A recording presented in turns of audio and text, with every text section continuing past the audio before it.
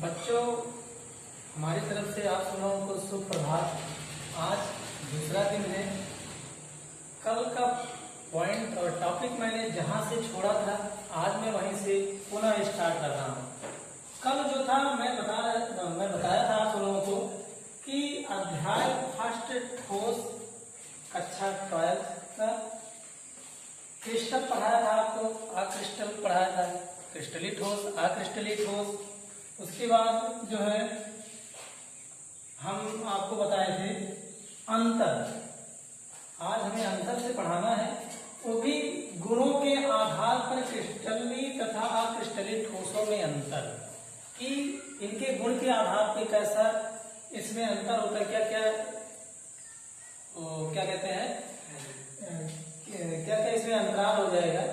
इसलिए इसके आधार पर हम करेंगे। जैसे उसमें इसकी संरचना क्या है, आवृत्ति क्या है, अवयवी कण क्या है, व्यवस्था कैसी होती है क्रिस्टली में अक्रिस्टली में, इसके आधार पे। तो नंबर 1 हम चलते हैं यहाँ पे जो है गुण। ठोस का जो ज्यामिति होती है,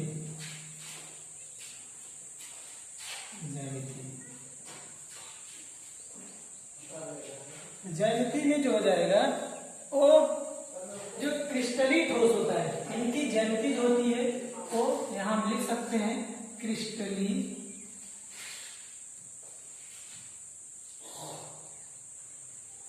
ठोस की ज्यामिति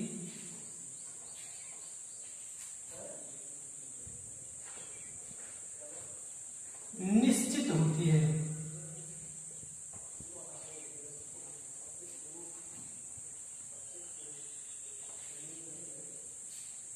और इसकी जो होती है वो कैसी होती है, वो अनिश्चित होती है। यहां लिख सकते हैं इसकी ज्यामिति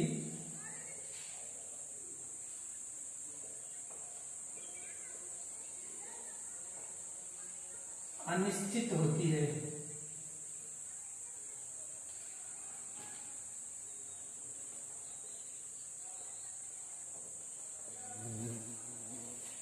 हम इस तरह से अंतर में हम कम से कम 5 से 6 पॉइंट कवर करेंगे, जिससे हमारा क्योंकि इस टॉपिक से क्वेश्चंस पूछे जाते हैं, जिससे हमारे लिए क्या हो जाएगा, आसान हो जाएगा। नंबर 2 हमारा हो जाएगा गलनांक। गलनांक हो जाएगा।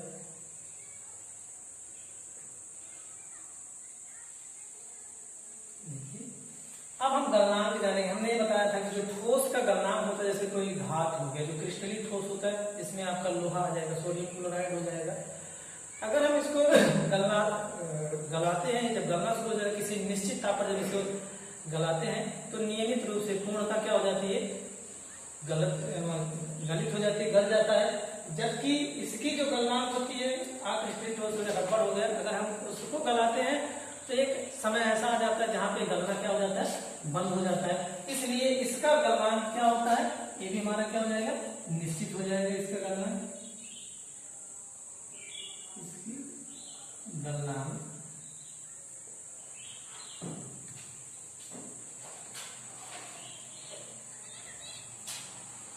क्या होती है, निश्चित होती है। और इसकी गलनांक क्या हो जाता है, निश्चित ताप पर क्या हो जाएगा, गलना बंद हो जाता है। एक समय ऐसा आ जाता है, कुछ आंशिक कण बचे होते हैं, बच जाते हैं, इसलिए इसे क्या कहा जाएगा, इसका गलनांक क्या हो जाएगा, अनिश्चित हो जाएगा। यहाँ क्या लिख सकते हैं, शॉर्टकट में लिख दिया गया आप सब लोगों को, क्या होगा, अनिश्चित होगा।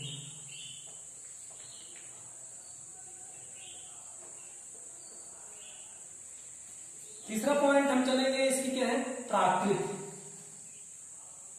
अब प्राकृत कैसा होता है, क्रिस्टली ठोस का प्राकृत कैसा होता है और अक्रिस्टली ठोस की प्राकृत कैसी होती है। यहाँ क्या लिखेंगे, यहाँ प्राकृत,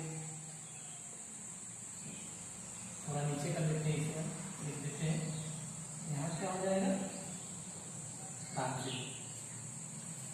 प्राकृत अभी मैंने पॉइंट में बताया था, इसी क्रिस्टली ठोस को एक दूसरा रूप होता है, दूसरे नाम से जाना जाता है, जिसे हम क्या कहते हैं, वास्तविक ठोस।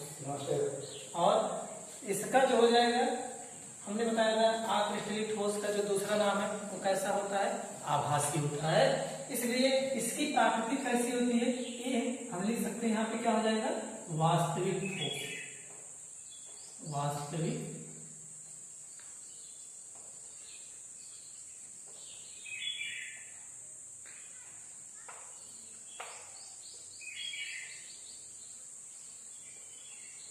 ठोस के रूप में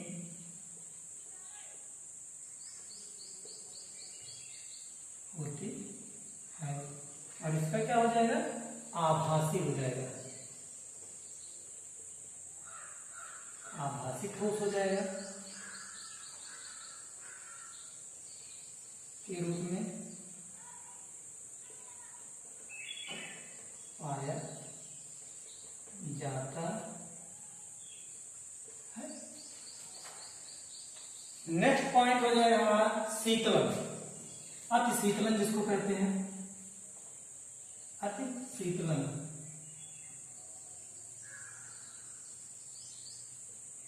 अति शीतलन हो जाएगा, गुण में आएगा ये। अब शीतलन के लिए अब जो इसका मैंने बताया था कि ये जो ठोस होता है आभासी के साथ साथ इसे शीतलन, अति शीतलन भी ठोस कहा जाता है। तो इसके आधार पे इसका जो होता है अति शीतलन वो क्या हो जाएगा, सतत हो जाता है। और इसका अति शीतलन सतत में हो जाएगा कि आप देखेंगे कि अभी रबड़ ले लीजिए, रबड़ लोहे की अपेक्षा उसमें ऊष्मा का प्रसार कम होता है, जिसके कारण वो क्या होता है, आपको ठंडा महसूस होता है, जबकि आपका लोहा क्या हो जाएगा, गर्म। इसलिए शीतलन, शीतलन में होता है शीतल, एक प्रकार से ठंडा महसूस होता है, उसमें गर्म कम होता है। आप देखिए जो कुकर होता है उस कुकर के हैंडल पे क्या रबड़ लगा रहता है। रबड़ क्यों लगता है, क्योंकि उसमें ऊष्मा का संचार नहीं होता है, इसलिए वो क्या कहा जाता है, शीतलन कहा जाता है। तो अब शीतलन का मतलब हो गया, यहाँ पे हम लिख देंगे ये कैसे होते, इसमें अति शीतलन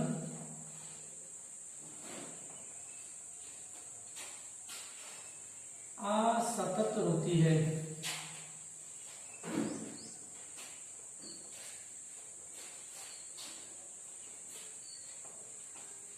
और इसकी कैसे हो जाएगी, सतत हो जाएगी।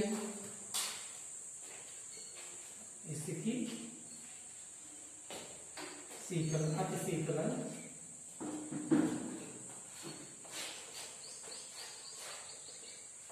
क्या हो जाएगा, सतत हो जाएगी।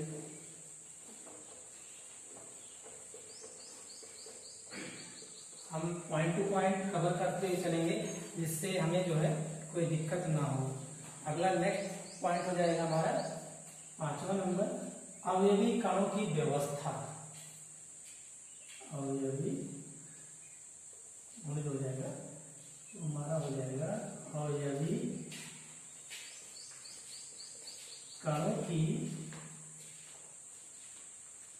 व्यवस्था। अब इसमें क्या हो जाएगा, अवयवी कणों की व्यवस्था कैसी होती है। तो मैं बताया हूं कि इसकी जो अवयवी कण होते हैं, इसमें प्राकृतिक में अभी मैंने कल ही पॉइंट में समझाया था आपको, जो व्यवस्था होती है वो कैसे हो जाएगा, एक बना दिया था मैंने यहाँ पे ऐसे गोले गोले करके आपको। तो उसके आधार पे हम जान लेंगे कि इसकी व्यवस्था कैसी होगी, ए बी और फिर क्या हो जाएगा, ए फिर बी फिर ए, फिर यहाँ पे क्या हो जाएगा, ए, यहाँ पे बी हो जाएगा, फिर यहाँ पे ए फिर बी फिर ए, फिर यहाँ पे क्या हो जाएगा, बी हो जाएगा। तो हमारा ये कैसा है, नियमित है, नियमित है। और मैं बताया था कि इसमें परास कैसा होता है, दीर्घ परास पाया जाता है, और इसका क्या हो जाएगा, लघु परास हो जाएगा। तो इसके आधार पर हम लिख सकते हैं यहाँ पे अवयवी कणों की क्या व्यवस्था होती है, नियमित होता है, अभिलक्षणिक जिसको कहते हैं। इसमें क्या लिख सकते हैं, 3D जिसे कहा जाता है, नियमित। यहाँ लिख देंगे अवयवी कणों की व्यवस्था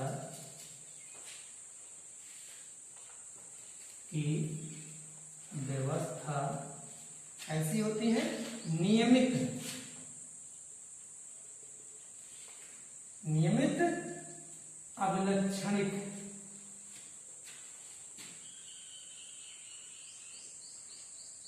जिसे हम कह सकते हैं, आपको आगे क्वेश्चंस में पूछा जाता है 2D 3D के नाम से, जिसे कहते हैं 3 डायमेंशनल भी कहा जाता है। आगे पढ़ाएंगे आपको कैसे कैसे होता है। यहाँ पे क्या हो जाएगा, 3D। तो जो अवयवी कण होंगे कैसे हो जाते हैं, 3D के रूप में होते हैं। और इसमें अवयवी कणों की व्यवस्था क्या होगी, नियमित नहीं होता। मैंने बताया था आपको, यहाँ पे A है तो फिर यहाँ पे B हो जाएगा, B भी चलेगा, फिर इधर आपका A चलने लगेगा। इस तरह से जो है आपका प्रक्रिया मैंने बता दिया था अवयवी कणों की व्यवस्था। तो यहाँ पे क्या हो जाएगा, A B B B फिर A फिर B, एक कोई व्यवस्था नहीं है, इसलिए इसकी जो व्यवस्था होती है अवयवी कणों की व्यवस्था क्या हो जाती है, नियमित नहीं होती है। यहाँ पे क्या हो जाएगा, अवयवी कणों की व्यवस्था, कण की व्यवस्था नियमित तथा अभिलक्षणिक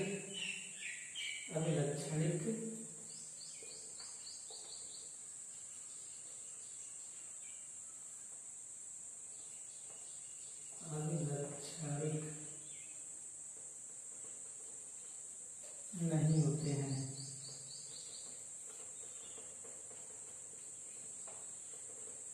एक हमारा 5 पॉइंट हो गया जो है। अब आगे जो है हम आपको ये 5 पॉइंट आप नोट्स बना लेंगे, नोट लिख लेना तो आपके काम आएगा। अब इसके बाद मैंने आपको पढ़ा चुका हूँ, आगे का मैं नेक्स्ट पॉइंट चलते हैं हम, क्या होगा जो है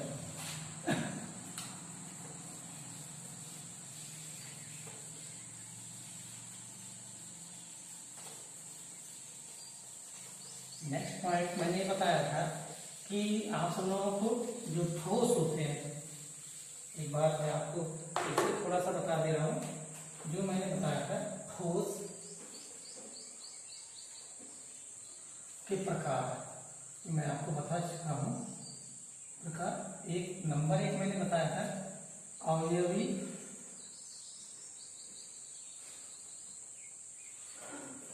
कणों के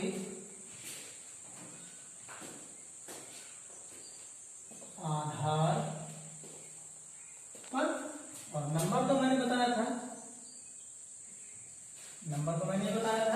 कि जो इकाइयों के आधार पर, तो अब हम यहाँ पे आपको बता सकते हैं कि घटक के इकाइयों के आधार पर,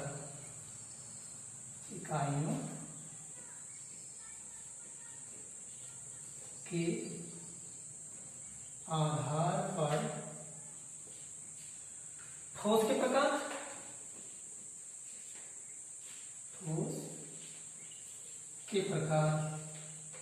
ठीक, ठोस के प्रकार। अब यहाँ अवयवी कणों के आधार पर जो ठोस के प्रकार है मैंने दो बताया था। नंबर 1 बताया था हमारा क्या है, जिनको नाम जानकारी हो जान लें।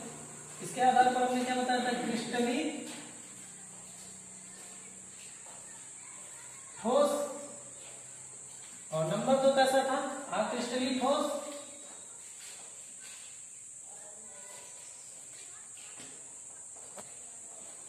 अक्रिस्टली ठोस। अब घटक के इकाइयों के आधार पर ठोस कितने प्रकार के होते हैं ये जानते हैं जो है। अब हम चलते हैं इसके आधार पर, यहां लिख सकते हैं इकाइयों के आधार पर,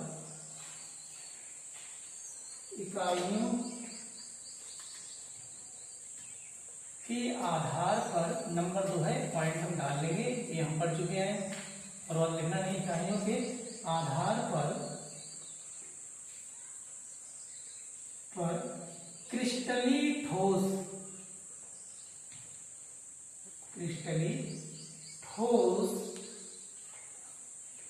4 प्रकार के होते हैं।